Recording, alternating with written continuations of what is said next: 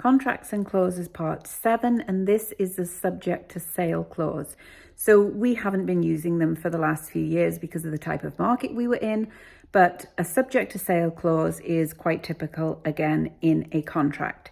So long as a seller does not have other offers on the table, it is probably in the best interest of a seller to at least look at the subject to sale and see what it looks like. There are some pros and cons for a buyer, and I'm just going to touch on those. So obviously the pro and the whole reason somebody wants to put a subject to sale in a contract is if they are worried that they're not going to sell their house and then they're going to end up with two homes. We don't want that happening.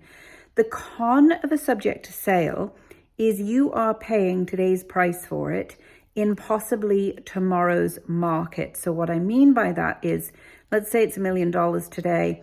Let's say your subject to sale clause is 90 days. And in those 90 days, if you did not have that offer in place, the seller might consider dropping it to $950,000, for example. So when you're the buyer, you're paying today's price for possibly tomorrow's market. So keep that in mind. But you have to sleep at night. You don't want to purchase two properties. So it is a good, safe clause to use for that reason.